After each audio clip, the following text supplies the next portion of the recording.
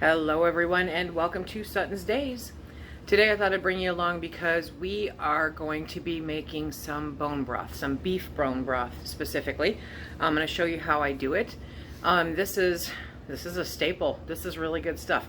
Not only is it incredibly good for you, it tastes really great, and it's great to have around. I don't know about you, but in the spring and the fall, that's when I get cold. Not so much in the winter. In the winter I get cold, obviously, because it's winter, but in the spring, it's like this fluctuation back and forth, and so as most of you know, I've been dealing with some sinus issues, and this is one of those things where if you don't want to drink caffeine, you can drink this at night warmed up. It tastes really good, kind of warms you from the inside out. I can take it to work for a quick and easy lunch. We can just have it for whatever. We can use it in recipes. Good stuff. Bone broth, okay? So we're going to make beef bone broth. First, we're going to make it.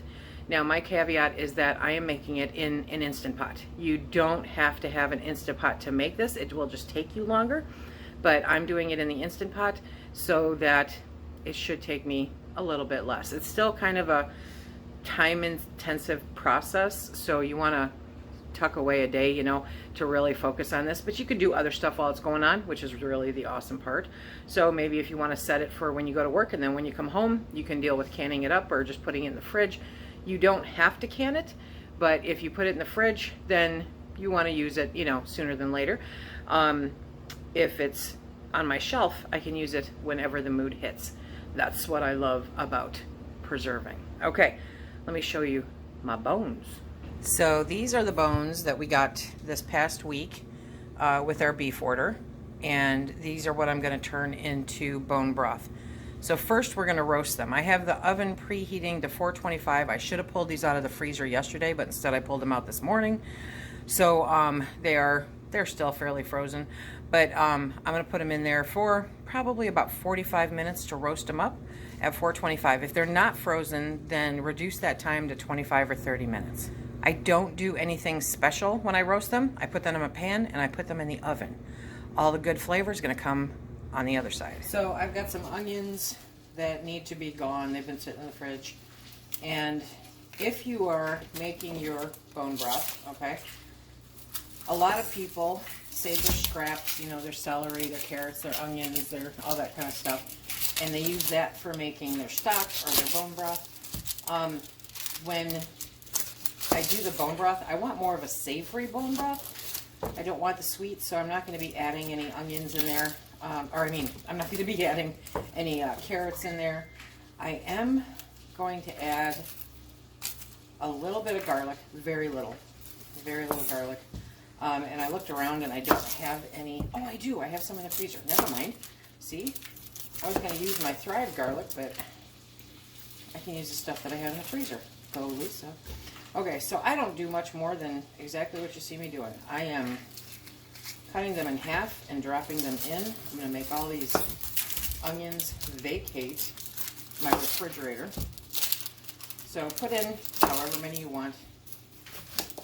Like I said, I'm going more for savory than sweet. And if you put carrots in there, it will sweeten it. That's what they do. That's their job. So I'm not adding any carrots. You can add celery, you can add onions, you can add whatever you want, but depending on how you want it to come out. Now, what I am going to add, and I'll show you guys here in just a second, is that wasn't supposed to go in. I'm going to add about 2 tablespoons-ish of tomato paste, because I just think it adds a really nice flavor to it, to the finished product. So I put a little bit of water in the Instant Pot. Now I'm going to add, like I said, about 2 tablespoons, give or take, of tomato paste. And then I have this garlic that I picked up, put it in the freezer. It's peeled garlic. Nice, from the Garlic Company. It says to keep it refrigerated. I went one step farther. And in each bag, it has these little packages. So like this now will stay in the refrigerator, and the rest of it can go back in the freezer. I still had to double bag it. I put it in a Ziploc bag because it was getting stinky. And I love garlic, but I don't want everything in my freezer to smell like garlic. So I don't want an overpowering garlic or flavor in this. Just enough. So I'm going to peel off 1 clove. Also, I'm going to add just a little bit, a couple tablespoons of soy sauce. And I do the less sodium soy sauce from Great Value. It just helps bring out more of that flavor. I don't know if you guys can hear it. The sizzling going on in the oven. So those are going to be coming out here shortly, and then we'll add. Before I forget, because I will, you also may want to add a bay leaf or 2, okay, and some peppercorns and salt if you want to add salt. I'll probably add like a pinch. So I'm going to add in some peppercorns. These are just mixed peppercorns, nothing real special, and a pinch of salt. Again, salt is optional, okay? I pulled the bones out of the oven, and some of them are kind of fatty. Not a big deal, okay? As I always say, the fat's part of the flavor, but we'll also be skimming a bunch of that off during the process. So we're going to put all of these bones in here. I already have all that other fun stuff. And once those are all in there, oh yes, see? I knew it. I knew I'd forget. Okay, you're gonna add a tablespoon or 2 of apple cider vinegar. You need that to help pull all the marrow, all the good stuff out of the bones. It's a necessary part of the process if you want to get all the good stuff, because all the good stuff is good.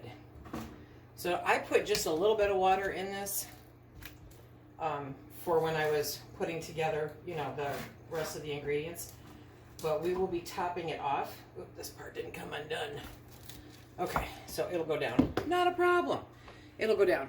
Now we're going to add some more water. So it doesn't matter if your bones are sticking up above, because they're going to go down. It's all going to go down. But you don't want your liquid to go above. Can you see that? The max. It's on the inside of the pot. So make sure you don't go over that, okay? I brought it right up to the line. Isn't that the coolest picture? I brought it right up to the line. And now I'm going to put the lid on. And what size pot am I using? You guys, when Prime did their big sale, their Prime Day sale, I took advantage of it. And I got the 10-quart Instant Pot because it's great for projects like this. So it's a workhorse that, whoop, hopefully I'll have around for a hot minute. Okay, so it is plugged in, and now we're going to set the time. Come on, Lise. The Instant Pot is seriously trying to make me crazy. Okay, so I hit the soup or broth, and now I'm setting the time for 4 hours. And you want it on high. So you want it to pressure cook on high for 4 hours. Is there a faster way to get there than this, you guys? I don't know.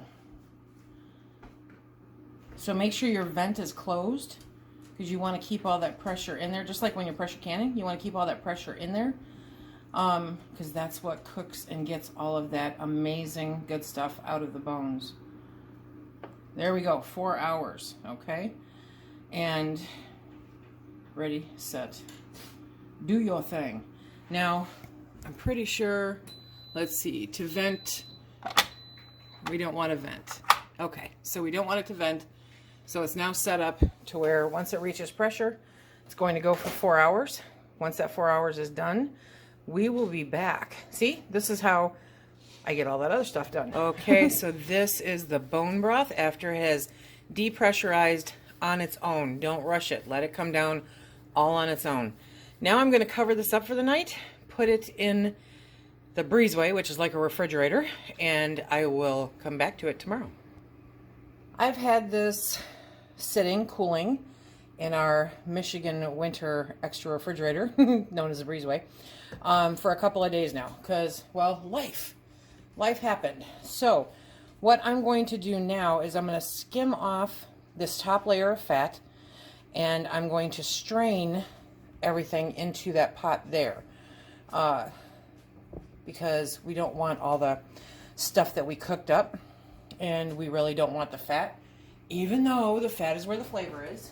Okay, I've got a pitcher here, and I'm just going to take off that top layer. Oh, so look at that. Okay, look at that gelatinous, beautiful bone broth. Oh, I want to be so careful. I want to take as little of that as possible when I skim off the fat, because that is all of the really, really good stuff. The more gelatinous your bone broth is, the better job that you have done in cooking it down. You want your bone broth to be gelatinous. Ooh, wiggle, wiggle, jiggle. Okay. Gonna have to give up a little bit there. So it's nice having the breezeway to be able to do this in. Because otherwise this pot would, I mean, this is a 10-quart pot, so this would take up a nice little chunk of space in the fridge, but it allowed me to deal with life and not worry about my bone broth. Okay. And now what I'm going to do is, I got the bay leaf, yeah. Okay, see, that's just awesome. That is awesome. Check that out. Okay, so I'm gonna have to heat this up before I strain it, because it's really hard to strain Jell-O, don't you know? Look at that. This is perfect. Perfect. So the little bit of fat left in there, not a big deal. Not a big deal. This kind of fat is not bad for you at all. Okay, I am super happy about this. So I'm going to bring the Instant Pot back over. I'm going to heat this back up again, get it to where it's not gelatinous, to where it's all liquid, and then we will strain it. So literally, I'm just putting this in there on the soup broth setting for about 30 minutes, and then I will manually vent it because I'm just heating it up. And in the meantime, I'm going to get everything ready for the canning session after we're done straining it. Oh! Okay, see you guys in a little bit.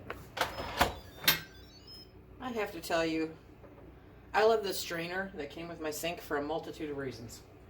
But probably one of my favorite at the moment is that it holds the tripod. Okay, so I heated up the bone broth, and now we're going to strain it into this pot. We're going to try to do this without burning myself. Ooh. Okay. Now I'm doing this in an Instant Pot, but you don't have to. You can use a slow cooker and let this cook down, you know, overnight. Look at that. Chickens are going to love this. Okay. That is just about all of it. There we go. A little bit more. Okay, so any of the meat scraps that are on here, I'm going to give to the chickens. I just used my strainer. It's a mesh, mesh strainer. So the holes are pretty small. So I'm happy with what it filters out. And this is a good looking bone broth. Okay, so now we're going to head over to the jars. I have my pot of bone broth back here. I've got it sitting on a trivet. Okay, let me bring you. Can you see that okay? I think you can see that okay. There we go. Okay, so I'm going to ladle this in. And you want an inch headspace when you're doing broth, bone broth or stock. Okay, so get that to an inch headspace. I don't know how many I'm going to get out of this because I really don't know. I didn't pay attention. I didn't pay attention to how much water I put into the pot because I knew the bones were going to take up like a whole bunch of space. Look at that. This looks so good. It smells amazing. Simply amazing.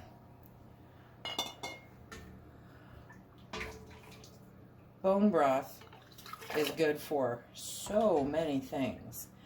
Now, when I did my little research, so I could share some of it with you guys, a lot of the comments made were, it may do this, and it may do that. Okay, so it's like, not for sure it's going to do this, but it may do this.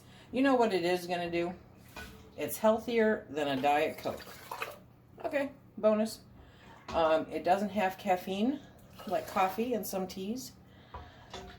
It is full of collagen, yes, and other good stuff. So most of the time bone broth is associated with collagen because we're getting that marrow out of the bone. It's a structural protein that's found in the skin, the cartilage, and the bone, and when it's boiled, the collagen in connective tissue is broken down into a gelatin, thank you, and various other health-promoting amino acids. Yeah, look at that. We're being healthy and stuff. And we're getting something good to drink in the process. So that is always a bonus. It's good for digestion and gut health. How do you like that? You just need to have a cup of this instead of taking a bunch of pills, right? Or going out and buying something else. The part that I honestly am going to tell you that I love the most about this is that it's utilizing every aspect of the animal. That is a big deal to me because that animal is giving up its life to sustain us. And so to waste any part of it to me is just a horrible thing. Literally, I have like a couple teaspoons left in there. That's it. So I got 2, 4, 6, 7 pints out of this. Oh, it's gonna be so good. It's gonna be so good. So you're respecting the animal by utilizing as much of it as you can when you are doing this. In addition, you're adding a healthy benefit to you and yours. What can you use this for? So many things. Now, like I've said, you can drink this. Just flat out heat it up and drink it. You want to add a little more substance to it, you can definitely do that too. You know, throw in some of the freeze-dried vegetables or dehydrated vegetables in there when you go to heat it up. And you have like a little mini meal. It's awesome. I like taking this to work because my office is on the northeast corner of the building. It's hot. And no matter what you do, it's always colder than the rest of the building. So this gives me a nice little boost in the afternoon when I normally get chilly. It's awesome. Okay. We are going to get these all put on. When you're putting the lids on, always wipe the rims. You saw me do that. Ow. Okay, this is hot. And put these on finger tight, okay? You don't want to crank them on because they don't seal well when you do that. Where am I? Right here. Here we go. Now, I've had people ask me this, so I'm going to address it now. So I've got this hot liquid in these jars. I put the lids on, put the rings on, and while you're prepping, getting them ready to go into the pot, you may hear the lids ping. No, it's not properly canned, so you actually have to process it. Now to can these, we are going to be putting these in the canner. We're going to get the water heated up in the canner. We're going to put the jars in. We're going to process these pints for 20 minutes. If you're processing quarts, then you want to do it for 25 minutes, okay? And then for the weight for your elevation, if you have the National Center for Home Food Preservation book, the home canning book, it's on page 5-7, and it's on the second half. It's meat stock / broth. So any stock or broth that you do with meat is for that time frame and that pressure. This is gonna be so good. Let me get these in the can. Look at that amazing caramel color. It looks so good. While my canner's heating up, because yeah, I forgot to turn it on. Okay, I thought I'd share with you some of the stuff that I found. It says that it may support immune function, right?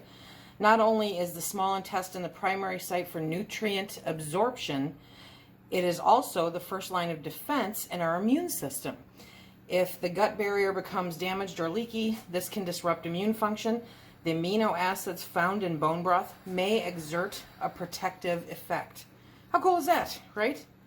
And then it says it supports the production of anti-aging molecules, which is just absolutely phenomenal. May support weight loss. There you go. Collagen has also proved successful as a weight loss aid. So a lot of you doing like keto or low carb, you know how good bone broth is for you. It may support joint health. The collagen, there's a lot of people, I mean, you guys have seen me do it, that get that powdered collagen to add to their coffee or whatever, to add that so that it helps with joint, you know, how your joints work and relieves any kind of joint pain and stuff. So it's really good. And you know, collagen is also really good for your hair and your nails. Good stuff.